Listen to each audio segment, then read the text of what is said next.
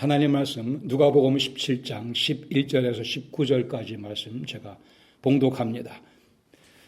예수께서 예루살렘으로 가실 때에 사마리아와 갈릴리 사이로 지나가시다가 한 마을에 들어가시니 나병 환자 10명이 예수를 만나 멀리 서서 소리를 높여 이르되 예수 선생님이여 우리를 불쌍히 여기소서 하거늘 보시고 이르시되 가서 제사장들에게 너희 몸을 보이라 하셨더니 그들이 가다가 깨끗함을 받은지라. 그 중에 한 사람이 자기가 나은 것을 보고 큰 소리로 하나님께 영광을 돌리며 돌아와 예수의 발 아래 엎드려 감사하니 그는 사마리아인이라. 예수께서 대답하여 이르시되 10사람이 다 깨끗함을 받지 아니하였느냐? 그 9은 어디 있느냐? 이 이방인 외에는 하나님께 영광을 돌리러 돌아온 자가 없느냐 하시고 그에게 이르시되 일어나 가라 내 믿음이 너를 구원하였느니라 하시더라. 아멘. 기차가 여행을 하다가 깜깜한 절벽이 아니고 뭐죠? 깜깜한 터널 중간에 그냥 엔진이 고장이 나서 멈춰 서고 말았습니다. 칠흑같이 깜깜한데 겨우 비상등 조금 빛을 밝혀주는 등불만 있는 상태입니다. 기차가 움직일 생각을 안 합니다. 기차 회사에서는 이렇게 연락을 해줬어요. 걱정하지 마세요. 우리가 여러분들을 곧 꺼내주겠습니다. 그동안에 우리가 최고급 스테이크로 모시겠습니다. 최고급 음료를 무제한으로 원하시는 만큼 공급해 드리겠습니다. 그래 스테이크를 먹고 최고급 음료수를 마십니다. 불편한 게 전혀 없게 해드리겠습니다 하면서 한 주일, 2주일, 한 달 시간이 흐릅니다. 회사에서 계속 연락, 전혀 걱정하지 마세요. 여기 스테이크 너무나 많이 있습니다. 뭐가 더 필요하십니까? 다 갖다 드리겠습니다.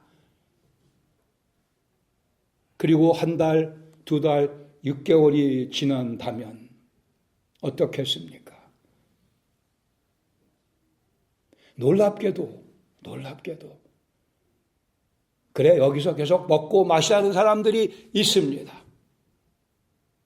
터널 밖으로 나간다는 생각하지 않고 뭐 계속 맛있는 거 최고급 음식 음료수를 주 이거 먹고 마시고 쉬고 먹고 마시고 그러겠다는 사람들이 있습니다. 아니 아주 많이 있습니다. 오늘 살아가는 우리의 세상이 바로 그 깊은 깜깜한 터널 중간입니다.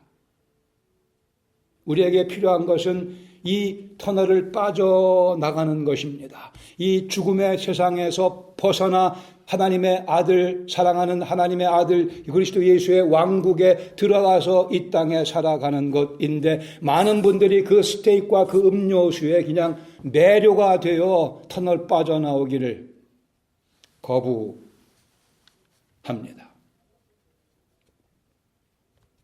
인생의 궁극적인 목적을 모르는 채 그냥 여기서 먹고 마시는 것에 취해 살아가는 안타까운 인생입니다. 예배의 기쁨을 모르는 채 살아가는 안타까운 인생입니다. 창조주 하나님의 딸이라고 하는 아들이라고 하는 자신감도 없이 자족감도 없이 살아가는 불쌍한 인생들이 많이 있습니다. 감사하게도 우리는 그 터널에서 구출받은 사람들입니다. 이 죽음의 세상에서 구원받은 사람들입니다. 오늘 본문 누가복음 17장에 보시면은 10명 중에 1명이 터널에서 빠져나왔지만 나머지 9명은 그 깜깜한 터널에 그저 머물러 있는 모습을 발견하게 됩니다. 스퍼전 목사님은 이 본문을 보면서 이렇게 얘기를 아주 기가 막히게 참 그분 말씀을 잘 하셨어요. 예수님께서 가르치신 마음밭에 관한 비유, 우리가 씨 뿌리는 자의 비유라고 하는 마음밭의 비유에 4종류의 밭이 있지 않습니까? 그 4종류의 밭 가운데 그래도 하나는 좋은 밭 4분의 1인데 어쩌자고 이 본문은 10분의 1인가 이렇게 안타까워하셨어요. 물론 이 말씀이 10분의 1만 구원받는다라는 뜻이 아니지만 10명 중에 1명만 제대로 반응했다고 하는 사실은 그만큼 많은 사람들이 깊은 터널 가운데 어두움 가운데서 부차적인 것에 만족을 누리며 살아가고 있음을 예수님께서 강조하기 위해 이 사건을 누가복음에 기록하신 것이라 여겨집니다. 저희가 3주째 이 말씀을 보고 있으니 이미 이 기본 내용은 다 알고 계시겠지만 제가 다시 한번 몇 가지 더 짚어드리고 본문을 이해하도록 하겠습니다. 첫 번째, 이 사건의 시간적인 배경, 지리적인 배경, 예수님께서 지금 예루살렘으로 가고 계십니다. 누가에게 있어서 예루살렘은 곧 십자가의 장소입니다. 그러나 동시에 부활의 영광의 장소이기도 합니다. 누가복음 9장 51절은 누가복음에 있어서 터닝 포인트입니다. 9장 51절 예수께서 승천하실 기약이 참에 예루살렘을 향하여 올라가기로 굳게 결심하시고 예수님의 의지가 분명히 표현되고 있습니다. 예수님의 계획입니다. 어떻게 해요? 예루살렘으로 가시려고. 왜요? 승천하시기 위해입니다. 승천하실 기약이 차감해 예수님께서 예루살렘으로 레졸루트하게 굳게 결심하시고 예루살렘으로 얼굴을 향하시고 마음을 향하시고 발걸음을 향하고 계십니다. 누가복음 9장 51절입니다. 그러나 승천 기약 전에 십자가가 있고 죽으심이 있고 부활이 있죠.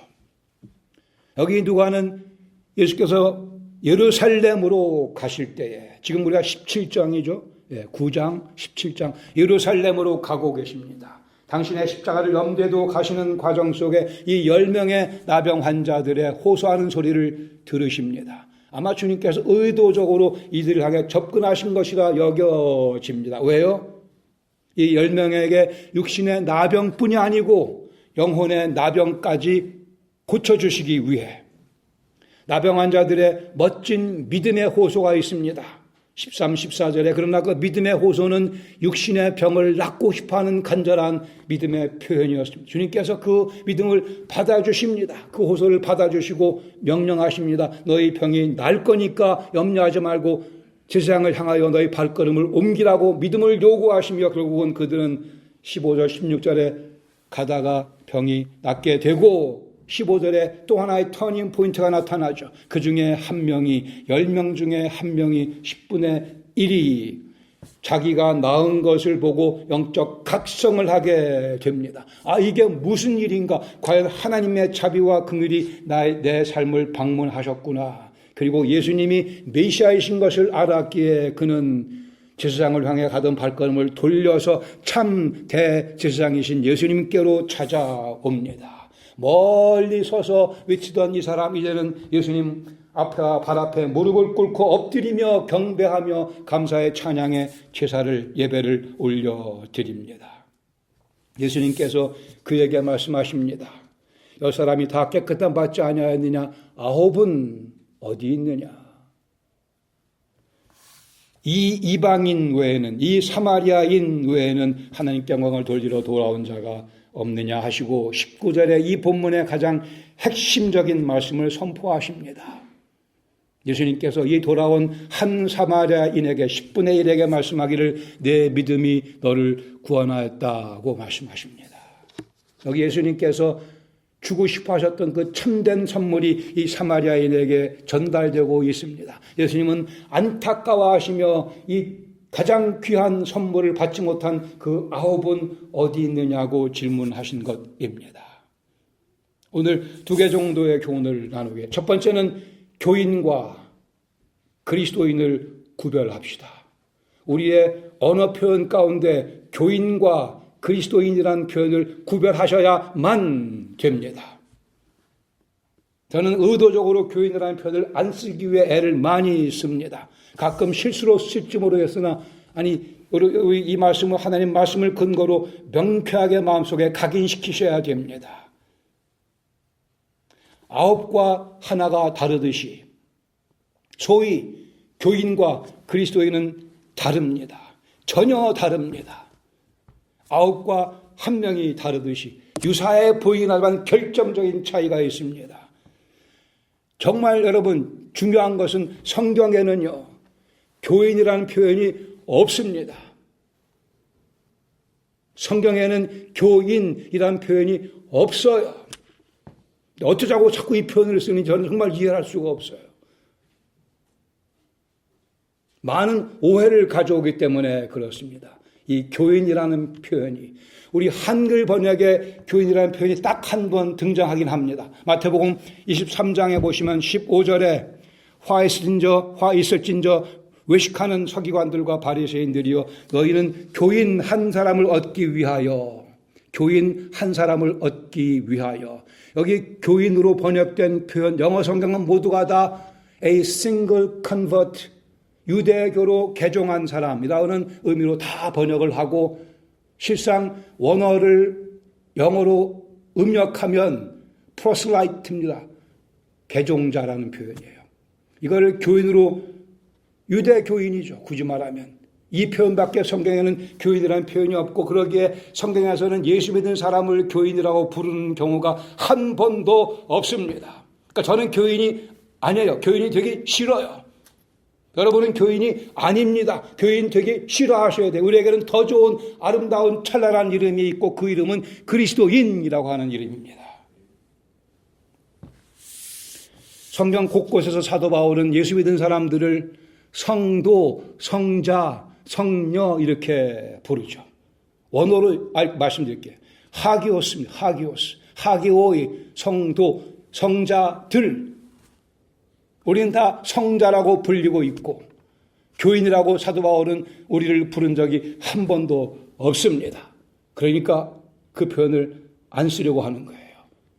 사도행전 11장 25절에 보시면 바나바가 사울을 찾으러 다소에 가서 만남에 안디옥에 데리고 와서 둘이 교회에서 1년 동안 열심히 말씀을 가르쳤고 그 말씀을 가르친 결과 제자들이 예수 믿은 제자들이 안디옥에서 비로소 그리스도인이라 일컬음을 받게 되었습니다. 여기에 우리 이름이 또 다른 이름이 탄생되고 있는 거예요. 지금까지는 그리스도인이라는 표현이 없었는데 살아가는 모습을 보니 저 그리스도를 믿은 제자들의 삶의 모습이 그리스도를 닮았다고 그들은 생각한 겁니다. 믿지 않는 사람들이. 그래 그들을 그리스도인이라 별명을 붙였습니다. 말씀을 배운 결과 인격이 변화되고 삶이 변화되자 안 믿는 사람들이 저거 예수쟁이들이구나. 그 얘기입니다. 예수쟁이들. 그리스도를 닮은. 여러분, 제가 부탁드릴게요. 교인이라는 표현 쓰지 맙시다. 그런 말이 있죠. 악화가 양화를 구축한다. 교인이라고 하는 이 악화가 그리스도인이라고 하는 양화, 성경적인 표현을, 이 비성경적인 교인이라는 표현이 성경적인 표현인 그리스도인이라는 표현을 몰아내고 있어요. 그래서 말씀드리는 겁니다. 오늘날 예배당에 왔다 갔다 하는 사람들 다 교인이에요. 그러나 그 중에 진짜 예수님 믿은 그리스도인도 있고 그리스도를 아직 모르는 그냥 아직 그리스도를 찾는 분도 있을 수 있겠고 그렇지만 또한 그리스도인이 아니면서도 그리스도인으로 오해하고 있는 사람들 다 묶어 교인이라 부를 수 있을 것입니다. 그러나 우리는 교인이 아니고 성경에서 우리에게 주신 이름 그리스도인이라는 이름을 자주 사용해야만 됩니다.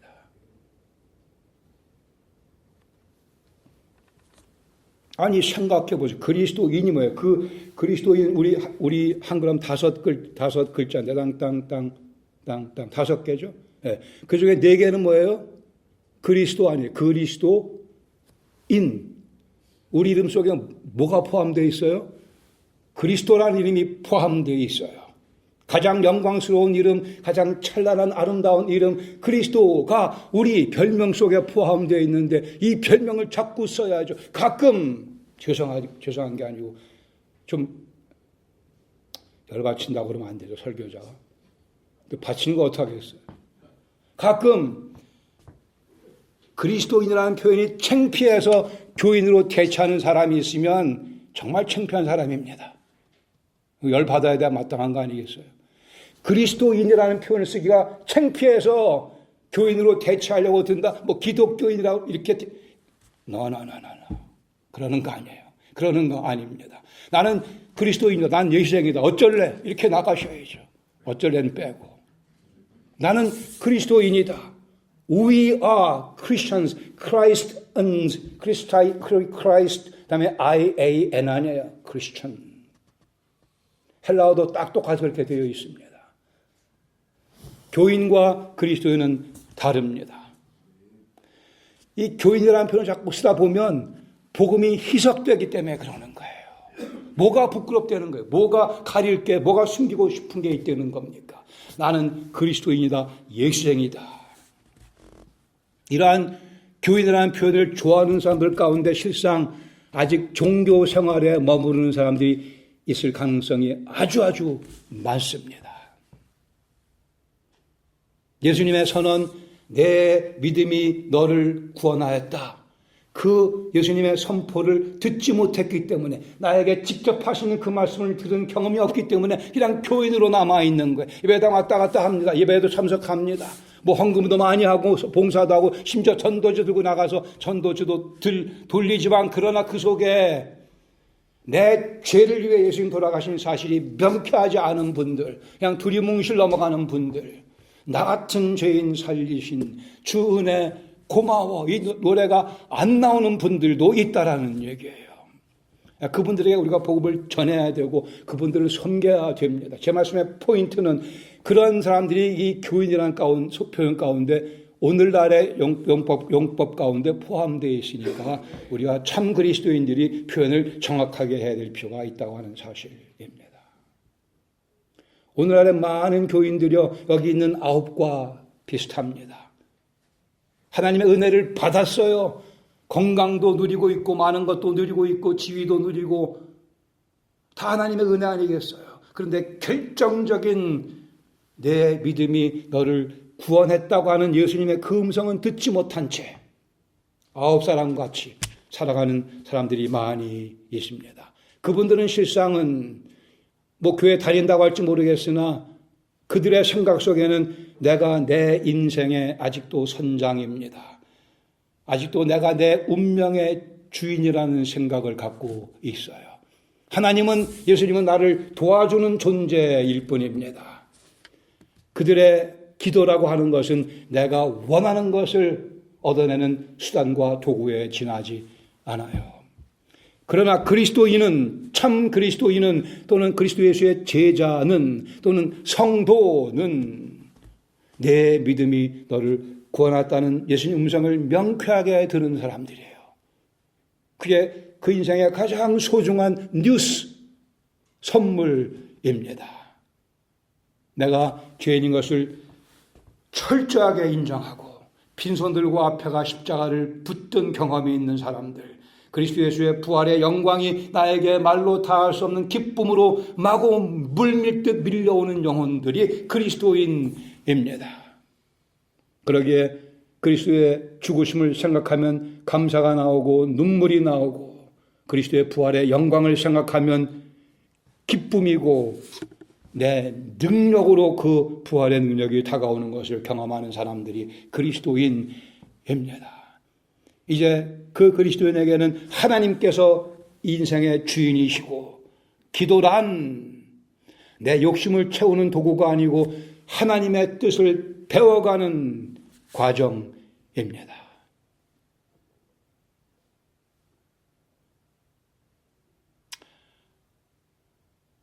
육신의 나병 고침받았거니와 이 한 사마리아인은 영혼의 나병까지 고침받았습니다.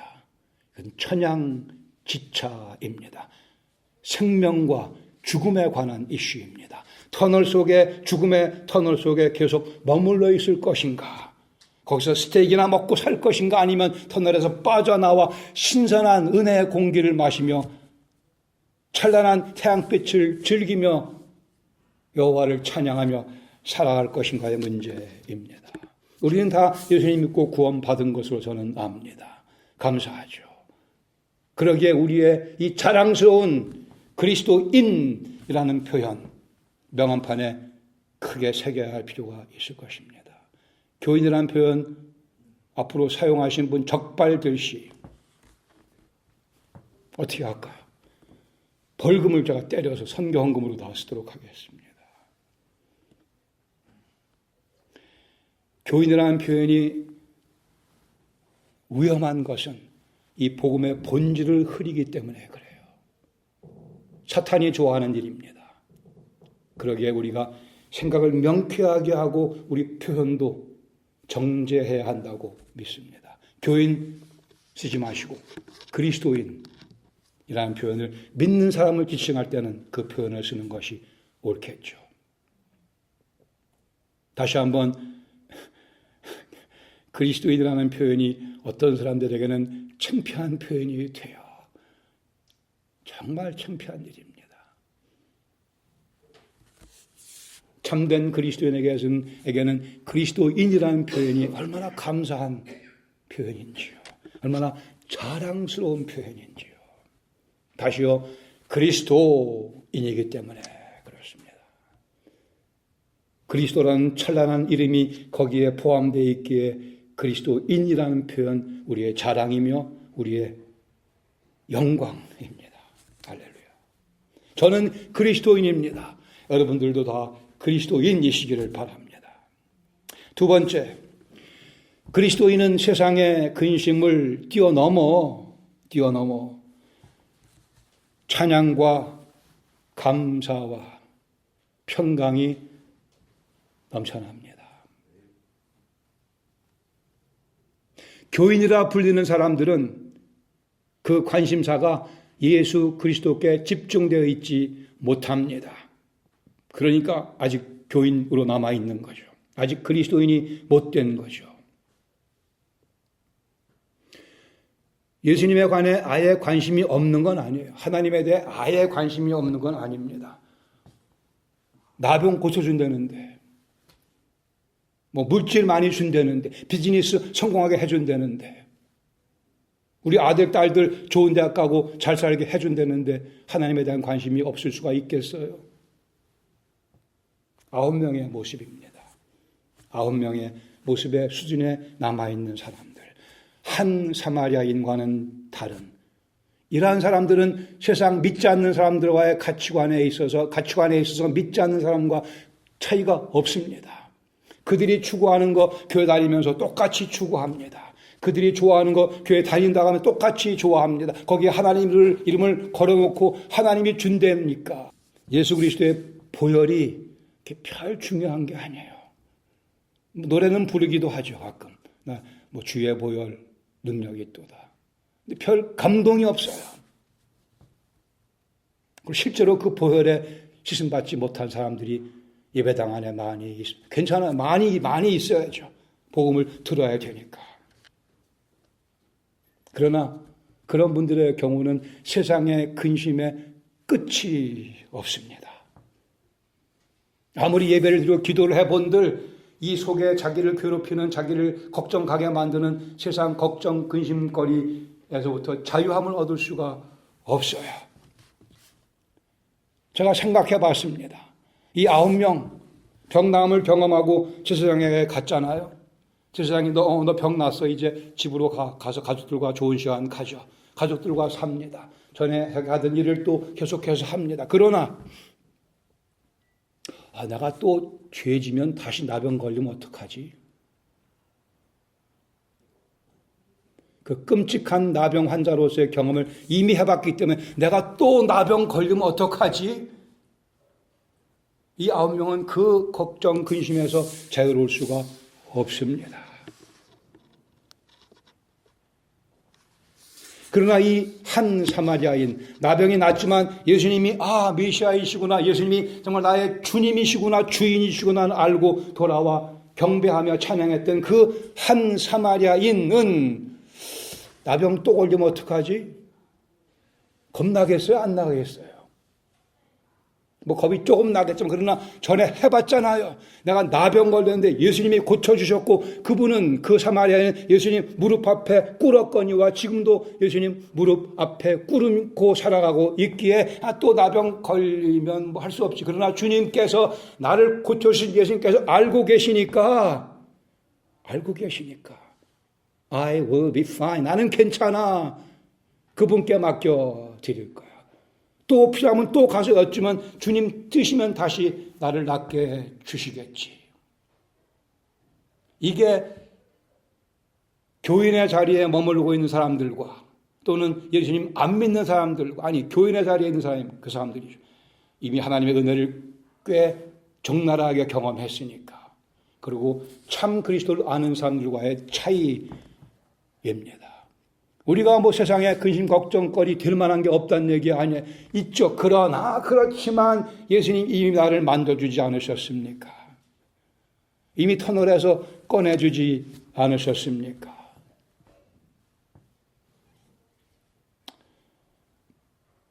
하나님의 은혜를 경험했지만 아직도 십자가 앞으로 나아오지 못하고 십자가 저 먼 거리를 두고 살아가는 사람들, 아직도 세상의 근심 걱정에 갇혀 살고 있습니다. 그러기에 누가복음 8장에 바위 위에 떨어진 씨의 관한 예수님 설명 말씀드릴 때 처음엔 기쁨으로 왔습니다. 기쁨으로 받으나 뿌리가 없어 결국 잠깐 믿다가 실현당할 때는 배반하고 맙니다.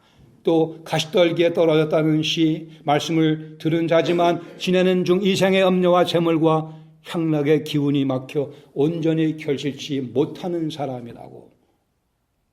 이게 교인들의, 소위 그리스도를 아직 모르는 교인들의 모습에 관한 예수님의 경고입니다. 더 무서운 것은 예배당에 왔다 갔다 하면서 하나님의 은혜도 많이 경험해요.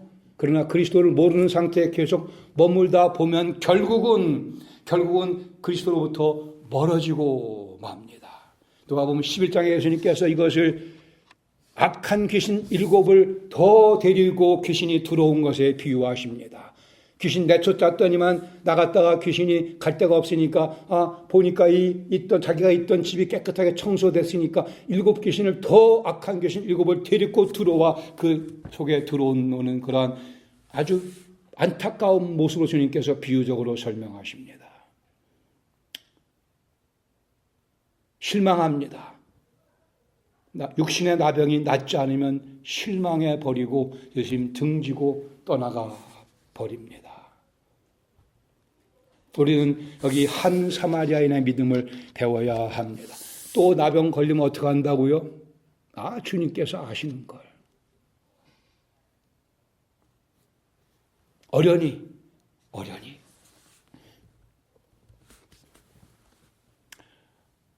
내 믿음이 너를 구원하였으니 평안히 가라. 누가복음 7장 50절에 말씀하십니다. 예수님께서 죄를 지은 한 여인이 와서 향료값을 깨뜨리며 예수님께 붙자 예수님께서 내 믿음이 너를 구원하였느냐. 그 다음에 뭐라고 말씀하셨어요?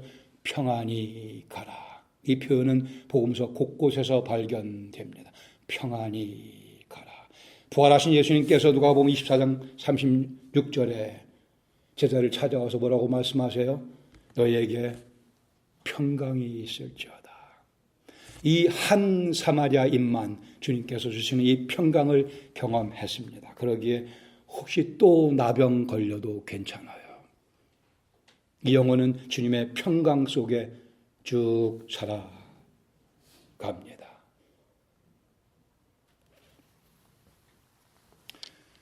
그리스도인들은, 교인이 아닌 그리스도인들은 예수 그리스도를 소유했기 때문에 모든 것을 다 가진 겁니다.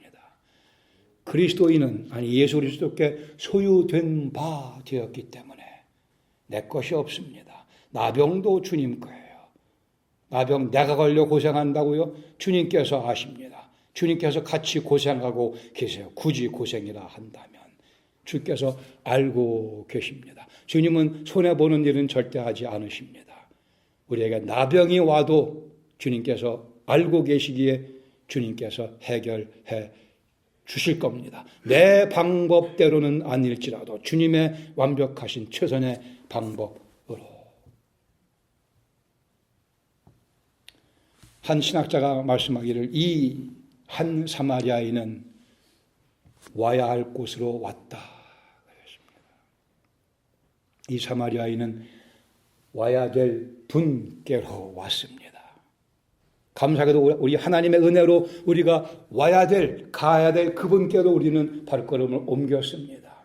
예수 그리스도 앞에, 그분 앞에 무릎 꿇고 우리는 살아가기에 우리는 그리스도인입니다.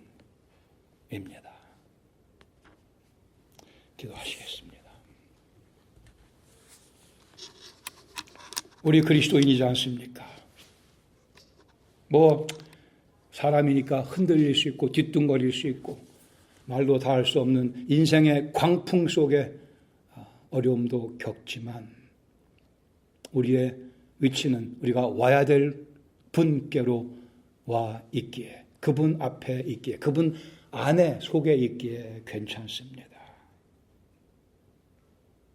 더 주님께 밀착할 수 있는 기회입니다.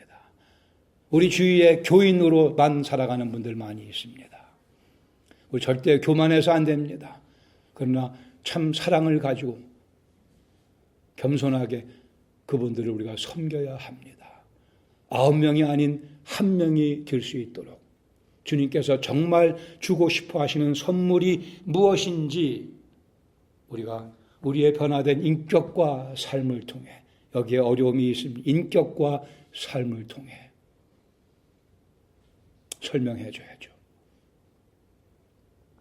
우리 언어를 정확하게 사용하시기 바랍니다. 자랑스러운 이름 그리스도인, 우리의 이름입니다. 아버지 하나님, 스퍼전 목사님 개탄한 것 같이 10분의 1, 그러나 감사하게도 저희가 그 10분의 1에 해당하게 하셨으니 감사드립니다. 그리스도인 삼아주셔서 감사드립니다. 얼버무리는 교인이라는 표현 사용하지 않겠습니다. 우리의 영혼을 살리시기 위해 대신 십자가에서 피 흘리며 죽으시고 부활하신 영광의 주 그리스도의 이름이 우리의 이름 속에 포함되어 있음을 감사드리며 그에 걸맞는 인격으로, 삶으로 저희를 계속 변화시켜 주시며 사용하여 주시옵소서.